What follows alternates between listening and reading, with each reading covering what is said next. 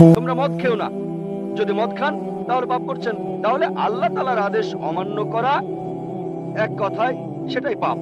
আর সব ধর্মে পাপের সংজ্ঞাটা এটাই। হিন্দু আর খ্রিস্টান ধর্ম একই কথা বলছে। আশা করি উত্তরটা পেয়েছি। এবারের প্রশ্ন আমার বাম দিকের মাইক থেকে। আমি অ্যান্টনি, আমি ফিলোসফির একজন ছাত্র। আপনার লেকচার থেকে আজকে যেটা শিখলাম যে সব ধর্মই বলে এমন সব কথা যেগুলো কমন, আর এমনকি মোহাম্মদও কমন, সব ধর্মেই আছে। কিন্তু পবিত্র কোরআনটা কোন দিক থেকে আলাদা?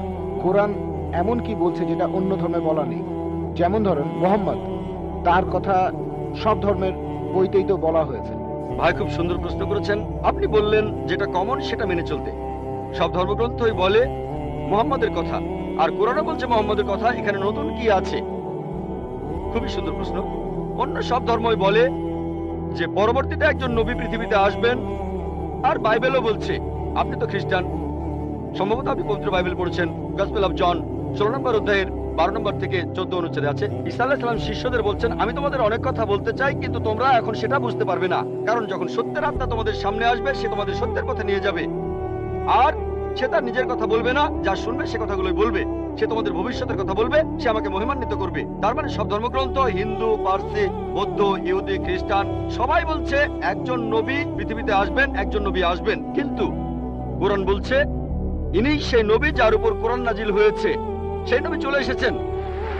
যখন আপনি ক্লাস 1-এ পড়ছেন, আপনার স্কুলে সবার উপরে ক্লাস 10, তারপর ক্লাস 2-তে উঠলেন, তখনও লক্ষ্য ক্লাস 10, তারপর ক্লাস 3-তে উঠলেন, তখনও ক্লাস 10ই লক্ষ্য। এখানে শুধু স্কুলের কথা বলছি। Class 5, class 6, class 7, class 8, class 9, তারপর ক্লাস 10-এ উঠলেন, তারপর এসএসসি পরীক্ষা দেবেন, ঠিক? তার মানে এই না যে ক্লাস 1 আর ক্লাস 10 এর পড়াশোনা এক। আপনি ক্লাস 10 এর জন্য প্রস্তুতি নিচ্ছেন। প্রস্তুতি নেওয়া হয়েছে 1400 বছর আগে। আল্লাহ তাআলা এই নবীকে পাঠিয়েছেন। যীশু খ্রিস্ট বলেছেন, আমি তোমাদের অনেক কথা বলতে চাই, কিন্তু তোমরা এখন তা বুঝতে পারবে না, কারণ যখন সত্যের আত্মা তোমাদের সামনে আসবে সে তোমাদের সত্যের পথে নিয়ে যাবে। তাহলে 1400 বছর আগে আল্লাহ তাআলা বুঝেছিলেন যে সেটাই সঠিক সময়। এখন পৃথিবীর মানুষ এই কথাগুলো বুঝতে পারবে, অর্থাৎ পবিত্র কোরআন। অন্যান্য সব ধর্মগ্রন্থে এ কথা বলা হয়েছে যে মহান ঈশ্বর একজন। বর্ণনাগুলো হয়তো আলাদা। সব ধর্মগ্রন্থই বলছে এক স্রষ্টার কথা। আমরা মানব নবীদের আর চূড়ান্ত নবী মুহাম্মদ সাল্লাল্লাহু আলাইহি ওয়াসাল্লামকে। সারমর্মটা হচ্ছে একই, বর্ণনাগুলো হয়তো আলাদা। আর পবিত্র কোরআনে সূরা মাইদা 3 নম্বর আয়াতে বলা হয়েছে, আজ এই দিনে আমি তোমাদের দিন পূর্ণাঙ্গ করলাম, তোমাদের দিন মনোনীত করলাম ইসলাম, তোমাদের প্রতি আমার অনুগ্রহ সম্পূর্ণ করলাম পুরো মানব জাতির জন্য। পবিত্র কোরআন নাজিল হওয়ার পর নতুন কিছু যোগ করা যাবে না, কোনো কিছু বাদ দেওয়া যাবে না। আমি এই কথা আগেও বলেছি। আপনারা তো বলেন ওল্ড টেস্টামেন্ট আর নিউ টেস্টামেন্ট, পবিত্র কোরআন হলো লাস্ট টেস্টামেন্ট। তাহলে পার্থক্যটা হলো এই পবিত্র কোরআন হলো শেষ কিতাব, আল্লাহ তাআলার নাজিলকৃত লাস্ট টেস্টামেন্ট। আপনারা বলেন ওল্ড টেস্টামেন্ট আর নিউ টেস্টামেন্ট। পবিত্র কোরআন হলো লাস্ট টেস্টামেন্ট। অন্য সব ধর্মগ্রন্থ সেগুলো বলছে একটা বইয়ের কথা, পবিত্র কোরআন মুহাম্মদ সাল্লাল্লাহু আলাইহি সাল্লামের ক্ষেত্রে একই কথা। অন্য ধর্মগ্রন্থ বলে যে নবী মুহাম্মদ আসবেন। ইসলাম আমাদের শেখায় আল্লাহ নবীর কাছে যে কিতাব নাজিল করেছেন আর আমাদের নবীজির হাদিসের মাধ্যমে, এটাই হলো চূড়ান্ত ধর্ম পুরো মানুষ জাতির জন্য। আদম আলাইহিস সালাম থেকে প্রথম মানুষটা থেকে শেষ দিন পর্যন্ত এখনো আছে, শেষ পর্যন্ত থাকবে। অন্য সব ধর্মই বলছে এক ঈশ্বরের কথা, বলছে যে শেষ নবী আসবেন। আপনাকে এটা মানতে হবে, এটা মানতে হবে, প্রয়োগ করতে হবে, তাহলে সত্যিকারের খ্রিস্টান হতে পারবেন। সেজন্য আমি বলি ইসলাম আর খ্রিস্টান ধর্মের সাদৃশ্যের উপর আমি একটা লেকচার দিয়েছিলাম। সেখানে প্রমাণ করেছি যে মুসলিমরা আমরা খ্রিস্টানদের চাইতে অনেক বেশি খ্রিস্টান। খেয়াল করে দেখবেন আমরা যীশু খ্রিস্টকে সাধারণ খ্রিস্টানদের চাইতে অনেক বেশি মানি। আমার ভিডিও ক্যাসেট দেখতে পারেন, ইসলাম ও খ্রিস্টান ধর্মের সাদৃশ্য। এবারের প্রশ্ন আমার বাম দিকের মাইক থেকে। স্যার, আমার নাম এল রবিশঙ্কর শ্রীধর। আমি বর্তমানে বিইডি কলেজের প্রিন্সিপাল হিসেবে আছি। আমি অন্য ধর্মগ্রন্থগুলো পড়েছি, যেমন বাইবেল, কোরআন, হাদিস ইত্যাদি। এছাড়াও আমি মুসলমানদের নামাজ পড়ার নিয়মও শিখেছি। স্যার, একটা হাদিস বলা আছে, নবীজি সাল্লাল্লাহু আলাইহি সাল্লাম এক সিরিয়ানকে বলেছেন যে ধর্ম বদলানোর দরকার নেই, আর তুমি কালিমাও বলো না, তখন প্রয়োজন ছিল। তবে এখন দেখি যে পৃথিবী অনেক বদলে গেছে, আমাদের সামাজিক অবস্থান বদলেছে, এছাড়া আমাদের সমাজও বদলেছে। আর একটা ব্যাপার জানতে চাচ্ছি, এমন কি কোনো রকম ছাড় দেয়া আছে যদি কেউ ইসলাম পালন করতে চায়।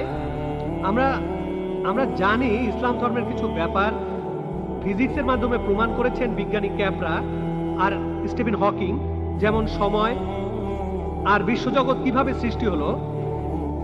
এখন আনাল হক, আমি খোদা, এই টাইপের ধারণার কোনো স্থান আছে? 5 ওয়াক্ত নামাজ পড়লাম, ধর্ম মানলাম, এরপর আমরা অন্য সময় কি বলতে পারি যে আনাল হক? এটা কি মানতে পারি? আর ভাই প্লিজ একবারে একটা প্রশ্ন করেন, হাতের সময় কম, এই প্রশ্নটার উত্তর দেই। প্রশ্ন করার জন্য অনেকে দাঁড়িয়ে আছেন। ভাই আপনি প্রশ্ন করলেন যে তিনি একটা হাদিস জানেন যেখানে নবীজি এক সিরিয়ানকে তার ধর্ম বদলাতে বারণ করলেন। বলেন।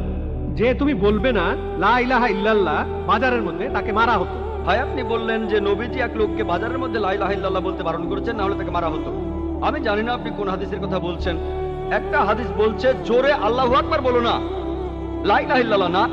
এটা বলা হয়েছিল কারণ যুদ্ধের সময় তারা লুকিয়ে আছে আর শত্রু আসছে, তখন জোরে আল্লাহু আকবার বলো না, কারণ তাহলে শত্রুরা টের পেয়ে যাবে। বাজারের মধ্যে না, যুদ্ধের ময়দানে। আরেকটা হাদিস বলছে জোরে বলো যাতে অন্যান্য মুসলিমরা উৎসাহিত হয়, তাই পরিস্থিতির উপর নির্ভর করে।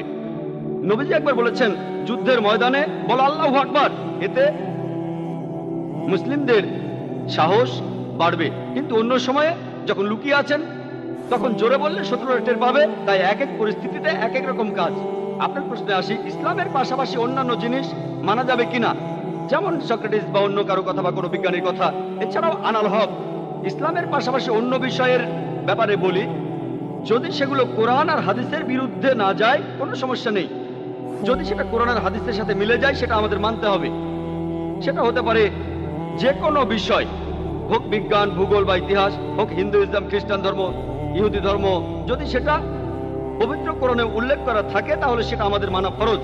যদি সেই কথাটার উল্লেখ কোরআনে না থাকে আর কোরআনের বিরুদ্ধে না যায় সেটা মানতে পারেন, মুবাহ ঐচ্ছিক।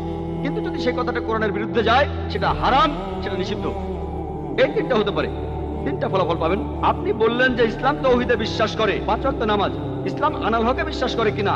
আনাল হক নিজেকে আল্লাহ দাবি করা, এটা শিরক, এটা তাওহীদের বিরুদ্ধে যায়। এটা বলতে পারেন না যে আপনি তাওহীদও মানেন আবার একাধিক ঈশ্বরে বিশ্বাস করেন। আপনি তাওহীদ মানেন আবার বলছেন আমি আল্লাহ, দুটো আসলে বিপরীত।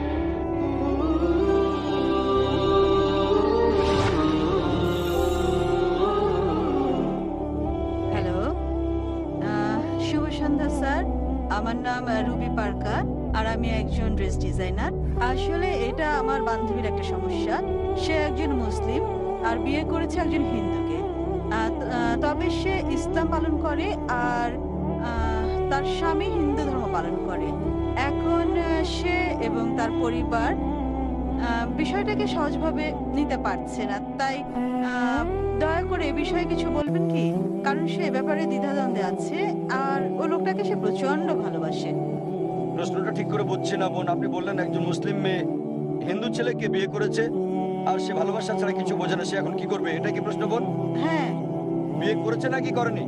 বিয়ে করেছে, কোর্ট ম্যারেজ। Court marriage. বোন বললেন যে একজন মুসলিম মেয়ে হিন্দু ছেলেকে বিয়ে করেছে, সে ভালোবাসায় পাগল, কোর্ট ম্যারেজ, তার কি করা উচিত? কোরআন যা বলছে তা হচ্ছে সূরা বাকারা অধ্যায় 2 আয়াত 221 বলা হয়েছে যে মুশরিক নারীকে বিয়ে করো না, মূর্তি পূজারী নারীকে বিয়ে করো না যতক্ষণ না সে ঈমান আনে। বিশ্বাসী নারী যদি কৃতদাসীও হয়, অবিশ্বাসী নারীর চেয়ে সে অনেক উত্তম, যদিও সে তোমাকে মুগ্ধ করে। আয়াতের পরের অংশ বলছে মুশরিক পুরুষকে বিয়ে করো না, কোন মূর্তি পূজারীকে বিয়ে করো না, যদিও সে তোমাকে মুগ্ধ করে, যতক্ষণ না সে ঈমান আনে। একজন বিশ্বাসী পুরুষ যদি কৃতদাস হয়, যদি কারো গোলাম হয়, মুশরিক পুরুষের চেয়ে সে অনেক উত্তম।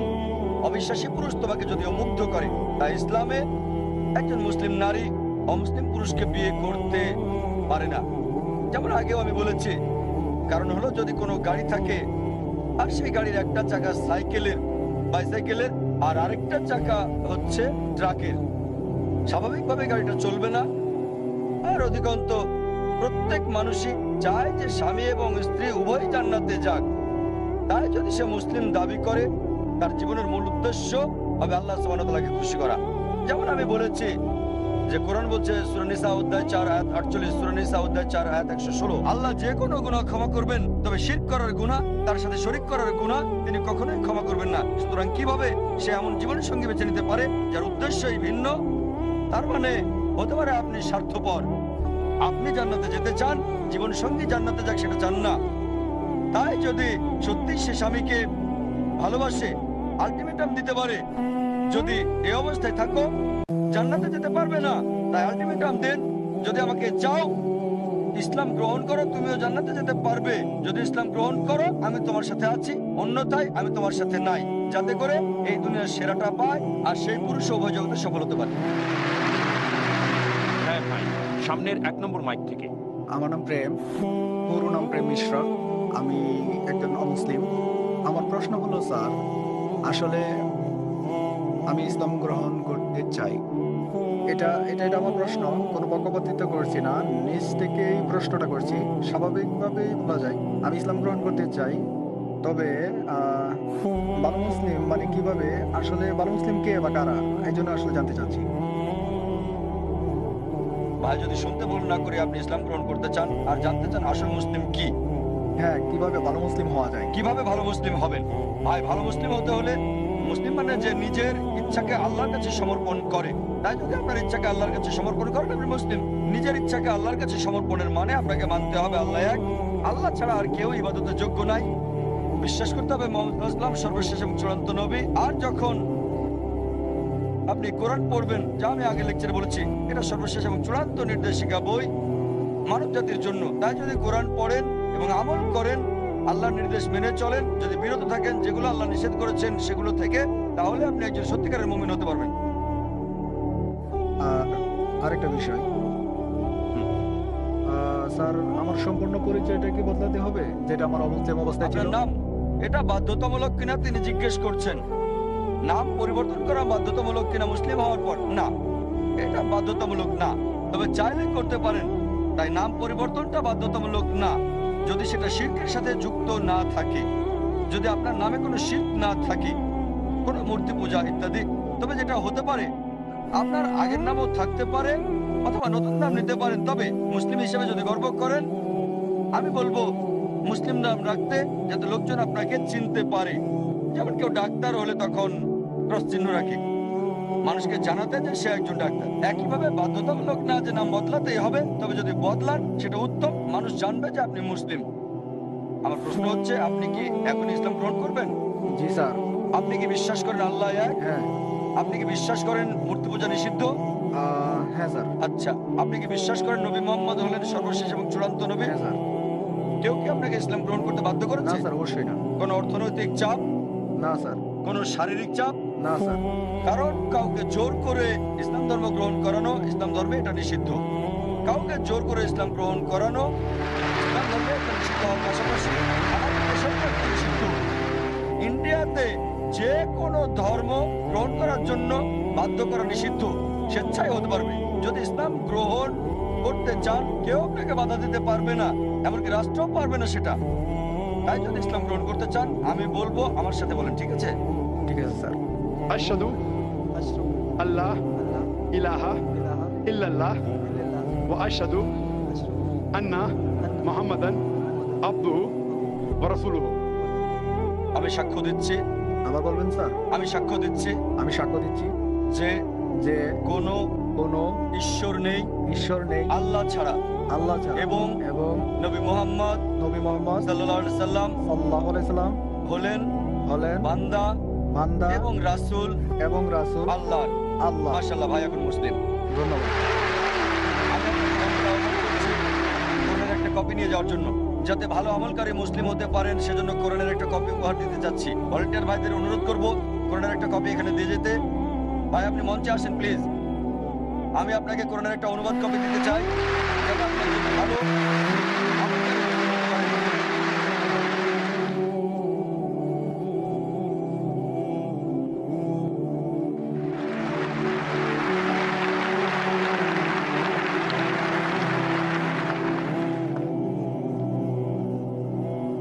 মাশাআল্লাহ, জাযাকাল্লাহ। আল্লাহ সুবহানাহু ওয়া তাআলার কাছে দোয়া করছি আল্লাহ যেন আপনার ইচ্ছাকে কবুল করেন, আপনাকে যেন জান্নাতে দেন ইনশাআল্লাহ।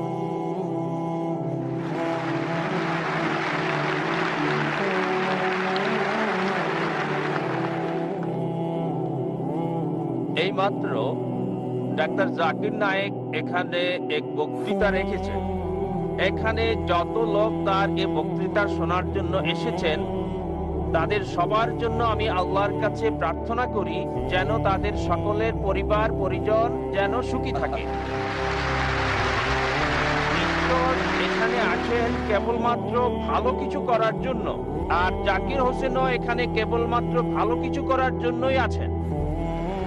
আচ্ছা, আমি এখন, আমার নাম নারায়ণ ভেঙ্কটাশ আয়ার, দাঁড়াইতে থাকি। আমি একজন হিন্দু, কিন্তু আমি কোরআনকে মানি, বাইবেলকে মানি, গীতাকে মানি। আমি সবাইকে সমান মনে করি, কিন্তু আমি ডাক্তার সাহেবকে এটা জিজ্ঞেস করতে চাচ্ছি যে শেখ, সৈয়দ, মোল্লা, পাঠান নাম কেন রেখেছে? ব্রাহ্মণ, ক্ষত্রিয়, চণ্ডাল, শূদ্র নাম কেন রেখেছে? এটার উত্তর এখনই চাচ্ছি। ভাই প্রশ্ন করার আগে বললেন যে এখানে শত শত হাজার হাজার লাখ লাখ মানুষ এসেছেন আর কামনা করলেন সবার জন্য শান্তি। তারপর বললেন যে ডাক্তার জাকির নায়েক এখানে এসেছেন ভালো কথা বলতে, আর প্রশ্ন করলেন যে আপনি হিন্দু, তবে কোরআন পড়েছেন, বিশ্বাস করেছেন, বাইবেল বিশ্বাস করেন, বেদ বিশ্বাস করেন, আর প্রশ্ন করলেন যে কেন এই সব পাঠান, শেখ, মোল্লা, ব্রাহ্মণ, ক্ষত্রিয় ইত্যাদি। এখন আপনার প্রশ্নের ব্যাপারে বলি, কেন এই সব পাঠান, শেখ, মোল্লা এগুলো পারিবারিক নাম? শুধুমাত্র একজন লোক শেখ অথবা মোল্লা বা পাঠান এগুলো একজন থেকে শ্রেষ্ঠ করেন আরেকজনের উপরে। কোরআন বলছে সূরা হুজুরাত অধ্যায় 49 আয়াত 13, يا أيها الناس إنا خلقناكم من ذكر وأنثى وجعلناكم شعوبا وقبائل لتعارفوا إن أكرمكم عند الله أتقاكم إن الله عليم خبير। হে মানব জাতি, আমি তোমাদের সৃষ্টি করেছি এক জোড়া পুরুষ এবং নারী থেকে, আর জাতি এবং গোত্রে বিভক্ত করেছি যাতে করে একে অপরকে চিনতে পারো, একে অপরকে ঘৃণা করবে না। সেই বেশি সম্মানিত আল্লাহ সুবহানাহু ওয়া তাআলার কাছে যার রয়েছে তাকওয়া। বিচারের মাপকাঠি আল্লাহ সুবহানাহু ওয়া তাআলার কাছে, এটা লিঙ্গ না, জাতি না, বর্ণ না, বয়স না, সম্পদ না, সেটা তাকওয়া, খোদাভীরুতা আর সৎকর্ম। কেবল একজন মোল্লা বা খান পরিবার বা শেখ পরিবারে জন্মগ্রহণ করলেই সে জান্নাতে যাবে না, তাকে জান্নাতে নিয়ে যাবে তাকওয়া, সৎকর্ম, ন্যায়পরায়ণতা। এটাই ইসলামিক দৃষ্টিভঙ্গি। আর হিন্দু দর্শনে বেদ বলছে সর্বশক্তিমান ঈশ্বর মাথা থেকে সৃষ্টি করেছেন ব্রাহ্মণ, বুক থেকে ক্ষত্রিয়। ব্রাহ্মণরা উঁচু জাতের, ক্ষত্রিয়রা যোদ্ধা জাতি। ঈশ্বর পেট থেকে সৃষ্টি করেছেন বৈশ্যদের, মানে ব্যবসায়ী জাতি, আর পা থেকে শূদ্রদের, সেটা চাকর শ্রেণী মানে দাস। এটাই বেদের ধারণা। ইসলামে জন্মের ভিত্তিতে কেউ উত্তম বা অধম না। ইসলামে কোনো বর্ণ প্রথা নেই, এটা আছে হিন্দু ধর্মে। আর এ ব্যাপারে বিস্তারিত জানতে আমার ভিডিও ক্যাসেট দেখতে পারেন, ইসলাম এবং হিন্দু ধর্মের সাদৃশ্য। এবার আসি আপনার প্রশ্নের প্রথম অংশে। আপনি বলেছেন কোরআনে বিশ্বাস করেন, বাইবেলে বিশ্বাস করেন, বেদে বিশ্বাস করেন। আমি লোকজনকে বলি অন্তত একটা বইকে মানেন 100 ভাগ ঈশ্বরের বাণী বলে, 2, 3 বা 4টা না, অন্তত একটা বই। তাহলে খ্রিস্টানরা বলবে আমরা বিশ্বাস করি বাইবেল 100 ভাগ ঈশ্বরের বাণী, হিন্দুরা বলবে আমরা বিশ্বাস করি বেদ 100 ভাগ ঈশ্বরের বাণী, মুসলিমরা বলবে আমরা বিশ্বাস করি কোরআন 100 ভাগ ঈশ্বরের বাণী। আপনি মাশাআল্লাহ 3টাতে বিশ্বাস করেন। আপনি কি জানেন অনেক সাংঘর্ষিক বিষয় আছে কোরআন, বাইবেল আর বেদে? সেগুলোকে বাদ দেন। আমি আপনাকে বলছি কমপক্ষে যেগুলো কমন সেগুলো মানেন। কমপক্ষে যেগুলো কমন বেদে, বাইবেলে, কোরআনে যেগুলো বিশ্বাস করেন সেগুলোই আপনি মানেন। এই সব গ্রন্থে বলছে যে ঈশ্বর কেবলমাত্র একজন। ঈশ্বরের কোনো প্রতিমূর্তি নেই, তার কোনো মূর্তি নেই, তার কোনো ছবি নেই। বলা হয়েছে বাইবেলে বুক অফ ডিউটেরোনমি অধ্যায় 6 অনুচ্ছেদ 4, মুসা আলাইহিস সালাম বলেছেন, شما إسرائيل أدنى هذا نيخد শোনো হে ইসরায়েলবাসী, ঈশ্বর, আমাদের ঈশ্বর কেবল একজন।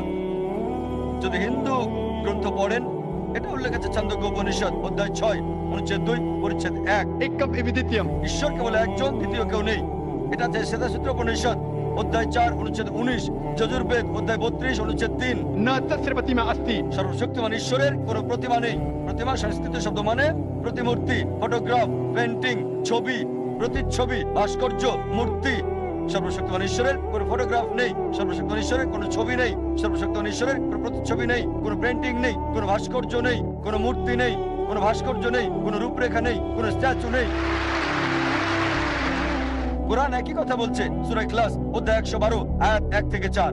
قل هو الله احد الله الصمد لم يلد ولم يولد ولم يكن له كفوا احد। বলো তিনি আল্লাহ এক এবং অদ্বিতীয়, স্বয়ং সম্পূর্ণ, চিরস্থায়ী, কাউকে জন্ম দেননি, কখনো জন্ম নেননি, আর কোনো কিছু তার মতো না। আপনাকে জিজ্ঞেস করছি, আপনি কি এক ঈশ্বরে বিশ্বাস করেন? আপনি কি বিশ্বাস করেন এক আল্লাহতে? আমি এখনো ভগবান একজন বলে মনে করি। আপনি কি মূর্তি পূজায় বিশ্বাস করেন? ब्रह्म सत्यम जगत मिथ्या जीवो ब्रह्म एव न परः। আপনি মূর্তি পূজা মানেন কি না? না, এটা কি? মূর্তি পূজা? আমি মূর্তি টুর্তি মানি না, মাশাআল্লাহ, মাশাআল্লাহ। আমি রূপরেখা মানি না। ভাই এক ঈশ্বরে বিশ্বাস করেন, মূর্তি আমি পূজায় বিশ্বাস করেন না? আমি আল্লাহ বললে বললে পাপ মুছে যায়, লা বললে পাপ আসার সুযোগ পায় না, তার নামই হলো আল্লাহ। এটা আপনার দেওয়ার সংজ্ঞা, পুরো সংজ্ঞা এটা না। রা বললে পাপ মুছে যায়, মা বললে পাপ আসার সুযোগ পায় না, তার নামই হলো রাম। রাম কোনো মানুষের নাম নয়, মানুষের আকার আকৃতি নয়, আকার আকৃতিওয়ালা কোনো কিছু ঈশ্বর নয়। ঈশ্বর শুধুমাত্র বিশ্বাস, আস্থা, এক সত্য। একটা উদাহরণ, দৃশ্যমান কোন ঈশ্বর কেবলমাত্র শান্তির কথা বলে। আপনি এক ধরনের ঈশ্বর, ডাক্তার জাকির হোসেন এক ধরনের ঈশ্বর, যার আহ্বানে এত লোক এসেছে। আপনি যা বললেন আপনার বেদে লেখা আছে, ঋগ্বেদ বুক নাম্বার 1 হিম নাম্বার 164 অনুচ্ছেদ 46, एकम सत्य विप्र बहुधा वेदांते। ঈশ্বর এক, সত্য এক, তবে জ্ঞানীরা তাকে ডাকেন বিভিন্ন নামে। আপনি বললেন ডাক্তার জাকির নায়েক ঈশ্বর। ডাক্তার জাকির নায়েক ঈশ্বর না, ঈশ্বর হতেও পারবেন না। আমি ঈশ্বরের সৃষ্টি, আমি আল্লাহর বান্দা, আমি আব্দুল্লাহ, আমি আল্লাহ না। আপনি আমাকে আল্লাহ বললেন আর আমিও আল্লাহ হয়ে গেলাম। আপনার সাথে আমাকেও জাহান্নামের দিকে টানছেন। না, আমি আল্লাহ না, আমি আল্লাহর গোলাম, আমি আল্লাহর বান্দা। ওই তরিকায় কোনো মানুষই আল্লাহ হতে পারে না, ভগবান হতে পারে না, ঈশ্বর হতে পারে না। এই তরিকায় রাম একজন ভালো মানুষ ছিল। আবার আপনি বলছেন সে অবতারও ছিল। অবতার মানে মানে খোদা কর্তৃক প্রেরিত, কিন্তু খোদা না, খোদা প্রেরিত। আপনি আবার বলছেন, যদি বলেন যে রাম হচ্ছে অবতার, এবং ত্রা মানে সর্বশক্তিমান ঈশ্বর প্রেরিত, এটা বললে আমার কোনো আপত্তি নেই। যদি বলেন রাম আল্লাহর নবী, হতেও পারে আবার নাও হতে পারে, কারণ আমাদের নবীজি মুহাম্মদ সাল্লাল্লাহু আলাইহি ওয়াসাল্লাম বলেছেন 1,24,000 নবী এই পৃথিবীতে এসেছেন। কোরআনে শুধু 25 জনের নাম উল্লেখ করা আছে। রাম হতে পারে ঈশ্বরের নবী, হতে পারে আবার নাও হতে পারে, নিশ্চিত বলতে পারি না। তবে রাম যদি নবী হয়েও থাকে, কৃষ্ণ যদি নবী হয়েও থাকে, তাকে পাঠানো হয়েছিল শুধু সেই সময়ের সেই লোকদের জন্য। এখন সমগ্র মানব জাতি, হোক সে ইন্ডিয়ার, হোক সে আমেরিকার, হোক কানাডা, হোক ইউকে, হোক সৌদি আরবে, তাদের মানতে হবে সর্বশেষ এবং চূড়ান্ত নবী মুহাম্মদ সাল্লাল্লাহু আলাইহি সাল্লামকে। সর্বশেষ এবং চূড়ান্ত নবী মুহাম্মদ সাল্লাল্লাহু আলাইহি সাল্লাম, তার কথা কলকি পুরাণে বলা হয়েছে। কলকি অবতার হিসেবে বলা হয়েছে তার মায়ের নাম হবে সুমতি মানে আমিনা, তার বাবার নাম হবে বিষ্ণু ইয়াস মানে আব্দুল্লাহ। তিনি জন্মগ্রহণ করবেন শান্তির স্থান সাম্বালায় মানে মক্কা। তার জন্ম হবে সাম্বালার শহরের প্রধানের পরিবারে মানে মক্কার প্রধানের ঘরে মানে কুরাইশদের প্রধান। তার 4 জন সঙ্গী থাকবে, খুলাফায়ে রাশিদিনদের কথা বলা হচ্ছে। আরো বলা যায়, যদি সত্যি আপনার গ্রন্থে বিশ্বাস করেন, আপনাকে বিশ্বাস করতে হবে সর্বশেষ এবং চূড়ান্ত নবী মুহাম্মদ সাল্লাল্লাহু আলাইহি সাল্লাম সম্পর্কে। আপনি কি নবী মুহাম্মদকে বিশ্বাস করেন? আপনি কি নবীজি মুহাম্মদকে মানেন? আমি মানি। কোন নবীকে মানেন? আমি পয়গম্বরকে মানি। মুহাম্মদ সাল্লাল্লাহু আলাইহি সাল্লামকে কি মানেন? পয়গম্বর মানি। পয়গম্বর এক ধরনের একজন ঈশ্বর, কেননা এক ধরনের ঈশ্বর না, বলতে হবে ঈশ্বরের বার্তাবাহক। হ্যাঁ, ঈশ্বর বললে তো সবই গেল, ঈশ্বর বললে সবই যাবে, ঈশ্বরের নবী বলতে হবে। আমি 2,63,00,000 বার রাম রাম রাম লিখেছি, কিন্তু এখনো পর্যন্ত রাম আমার কাছে আসেনি। কেন? ঠিক, ভাই বললেন যে তিনি লিখেছেন 20 মিলিয়ন বার রাম রাম রাম, কিন্তু রাম আসেনি এখনো তার কাছে। এজন্যই আমি আপনাকে বলছি, কেবল একজন স্রষ্টা আল্লাহ সুবহানাহু ওয়া তাআলাকে বিশ্বাস করেন এবং সকল নবী রাসূলগণকে বিশ্বাস করেন, অনুসরণ করেন সর্বশেষ এবং চূড়ান্ত নবী মুহাম্মদ সাল্লাল্লাহু আলাইহি সাল্লামকে। আশা করি। শুভ সন্ধ্যা স্যার। জীবনের উদ্দেশ্য নিয়ে বক্তব্য দেওয়ার জন্য ধন্যবাদ, যা আজকে দিয়েছেন। কোরআন থেকে সূরা এবং আয়াতের উদ্ধৃতি দিয়েছেন। সূরা 17-28 বলেছে, যদি সব মানুষ এবং জিন একত্রিত হয় একটা কোরআন রচনা করতে, তারা তা করতে পারবে না। কিন্তু তাবারির ইতিহাসে ভলিউম 6 পৃষ্ঠা 107, ইবনে সাহাদ কিতাব আল তাবকাত আল কাবীর ভলিউম 1 অধ্যায় 1 এবং 2 পৃষ্ঠা 236 এবং 239, ইবনে ইসহাক সিরাত রাসূলুল্লাহ পৃষ্ঠা 165-167 বলেছে যে মুহাম্মদ শয়তান দ্বারা প্ররোচিত হয়েছিল এবং 3 জন দেবদেবীর পক্ষে কথা বলেছিল, আল্লাহ, আল-উজ্জা এবং মান্নান। বলেছে যে তাদের ইন্টারসেশন হয়েছে। তা কিছু সময় পর আরো ওহী পাওয়ার পর জিবরিল ফেরেশতার কাছ থেকে ওই আয়াতগুলো আল্লাহর নিকট থেকে না, বরং শয়তানের কাছ থেকে পাওয়া। আমার প্রশ্ন হলো, এই ঘটনার কয়টা প্রয়োগ এবং চ্যালেঞ্জ রয়েছে কোরআনের অনুরূপ সূরা আনতে? সূরা 17-88 ছিল আসলে শয়তানের কথা মুহাম্মদের সময়ে, ঠিক, যা পরবর্তীতে যেন প্রমাণ করে যে কোরআনের বাকি অংশ কি আল্লাহর পক্ষ থেকে এসেছে। ভাই, আপনার নামটা কি? আমি ড্যানি, আমি একজন ছাত্র, আমি বইয়ে এসব পেয়েছি। ভাই ড্যানি দুটো সুন্দর প্রশ্ন করলেন আর উদ্ধৃতি দিলেন সূরা ইসরা অধ্যায় 17 আয়াত 88। বলা হচ্ছে যদি সব জিন আর মানুষ একত্রে চেষ্টা করে কোরআনের মতো আরেকটা তৈরি করতে, তারা তো করতে পারবে না। এটা আরো আছে সূরা তুর অধ্যায় 52 আয়াত 34। আপনাকে সাহায্য করছি, আরো রেফারেন্স দেব।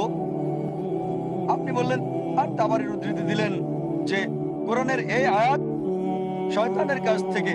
আপনি ভুল বলেছেন। এটা অভিযোগ করেছিল যে লোকজন বলতো কোরআনের এই কথা শয়তানের, আর সাথে সাথে ওহী নাজিল হলো। সূরা ওয়াকিয়া অধ্যায় 56 আয়াত 77 এবং 80 বলা হয়েছে যে এই কিতাব ভালোভাবে সুরক্ষিত, কেউ তাকে স্পর্শ করতে পারবে না একমাত্র পবিত্র ছাড়া।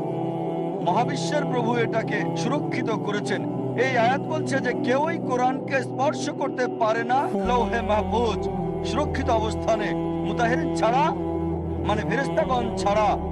তার মানে শয়তান কোরআনের ধারে কাছেও যেতে পারবে না। এটা ছিল মক্কার মুশরিকদের অভিযোগ আমাদের নবীজির প্রতি যে এটা শয়তানের কাজ। এর জবাবে অনেক আয়াতই কোরআনে আছে। সূরা নিসা অধ্যায় 4 আয়াত 82 কোরআন বলছে, أفلا يتدبرون القرآن ولو كان من عند غير الله لوجدوا فيه اختلافا كثيرا। তারা কি কোরআন নিয়ে ভেবে দেখে না যদি এটা আল্লাহ ছাড়া অন্য কারো নিকট থেকে আসতো তাতে অনেক অসঙ্গতি থাকতো। এছাড়াও, ভাই আমাকে উত্তরটা শেষ করতে দেন।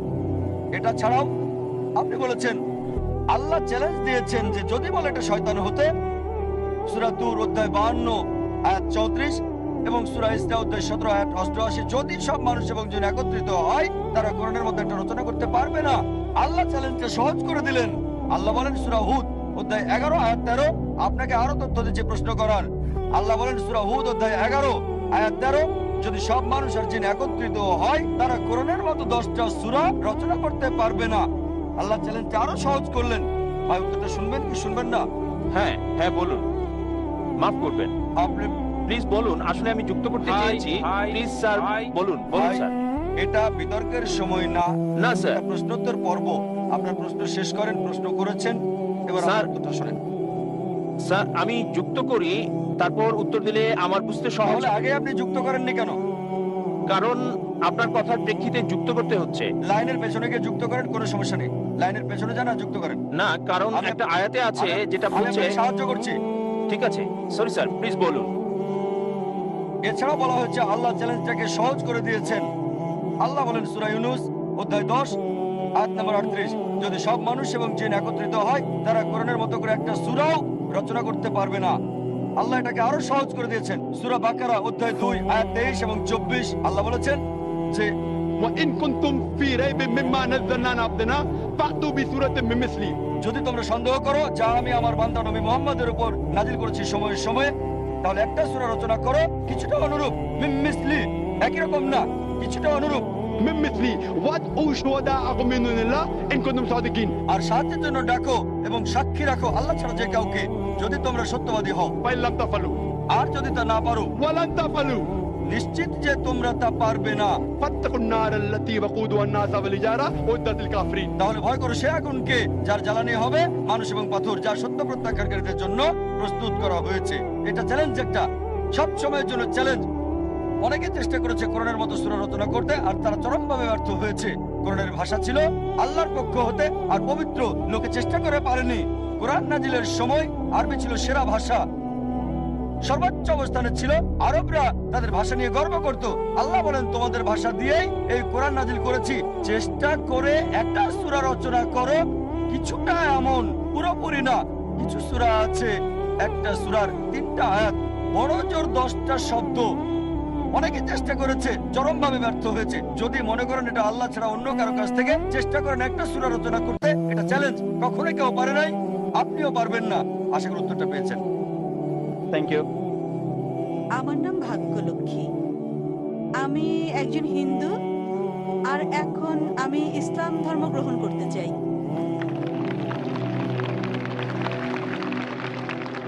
বললেন যে আপনি একজন হিন্দু আর এখন ইসলাম গ্রহণ করতে চান। আপনি কি নিজের ইচ্ছায় এটা করছেন? নিজের ইচ্ছায় কি আপনি ইসলাম গ্রহণ করছেন বোন? হ্যাঁ। কেউ কি আপনাকে বাধ্য করছে এটা করতে? কেউ জোর করেনি, নিজের ইচ্ছায় তা করছি আমি। মাশাআল্লাহ। জিজ্ঞেস করলাম নিজের ইচ্ছায় ইসলাম গ্রহণ করতে চান? আপনি কি মানেন যে আল্লাহ এক? জি স্যার। আর আপনি কি এটা মানেন যে মুহাম্মদ সাল্লাল্লাহু আলাইহি ওয়াসাল্লাম হলেন আল্লাহর শেষ নবী? হ্যাঁ মানেন? মানি। আচ্ছা, আমি আপনাকে কালেমা পড়াবো। প্রথমে আরবিতে বলবো, পরে বাংলা করে দেব। আচ্ছা ঠিক আছে। أشهد أشهد أن لا أن لا إله إله إلا الله إلا الله وأشهد وأشهد أن أن محمدا محمدا عبده عبده ورسوله ورسوله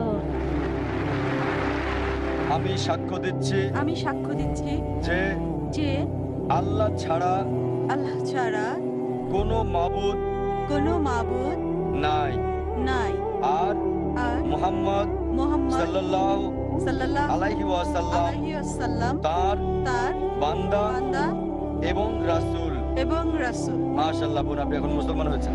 ঠিক আল্লাহ আপনাকে উত্তম প্রতিদান দিন। আল্লাহ আপনাকে জান্নাত দিন। আমি দোয়া করি আল্লাহ সুবহানাহু ওয়া তাআলার কাছে যাতে জান্নাত দেন আপনাকে। আর ইনশাআল্লাহ আবার আল্লাহর কাছে আমরা দোয়া করি যাতে আপনার জীবনে শান্তি আসে, আর এই 3টা অর্জন করতে পারেন, যে আল্লাহর সন্তুষ্টি, এই পৃথিবীতে শান্তি এবং আখিরাতে জান্নাত ইনশাআল্লাহ। আমার একটা নাম রেখে দিন আপনি। বোন বললেন যে আমি আপনার একটা নাম রেখে দিই। আপনি আয়েশা রাখতে পারেন। আয়েশা রাখতে পারেন, আয়েশা। আচ্ছা, আমার নাম রশ্মি সিং। আমি আপনাকে বলতে চাই যে আমি মন থেকে ইসলাম ধর্ম গ্রহণ করতে চাই। আপনি আমাকে কলমা পড়িয়ে দিন। বোন বললেন যে আপনি ইসলাম গ্রহণ করতে চান, আর আমি যেন আপনাকে কলমা পড়িয়ে দিই। বোন, আপনি কি বাংলা বোঝেন? হ্যাঁ। আপনি কি বিশ্বাস করেন আল্লাহ এক? হ্যাঁ। আপনি কি বিশ্বাস করেন মূর্তি পূজা ভুল? জি স্যার। আপনি কি বিশ্বাস করেন নবী মুহাম্মদ সাল্লাল্লাহু আলাইহি সাল্লাম হলেন আল্লাহর শেষ নবী? হ্যাঁ। কেউ কি আপনাকে ইসলাম গ্রহণ করতে বাধ্য করছে? না। কোন অর্থনৈতিক চাপ? না। কোন শারীরিক চাপ? না। আপনি কি স্বেচ্ছা ইসলাম গ্রহণ করছেন? জি। ঠিক আছে, ইনশাআল্লাহ আমি কলমা পড়ছি আরবিতে, আপনি সাথে পড়েন।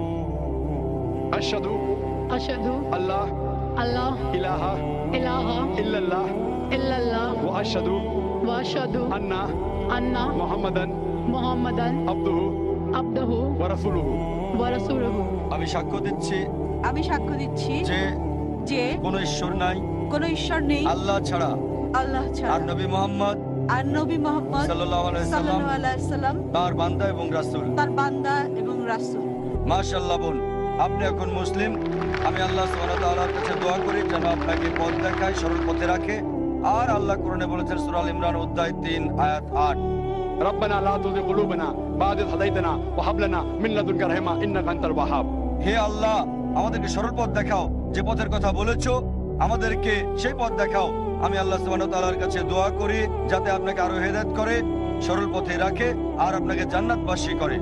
স্যার, আমি আপনাকে একটা প্রশ্ন করতে চাই। স্যার, যদি আমার বাসায় আমার বাবা মা সবকিছু জেনে যায়, তাহলে আমি কিভাবে আমি তাদের কিভাবে বোঝাবো যে আমি যা করছি এটা ঠিক করছি?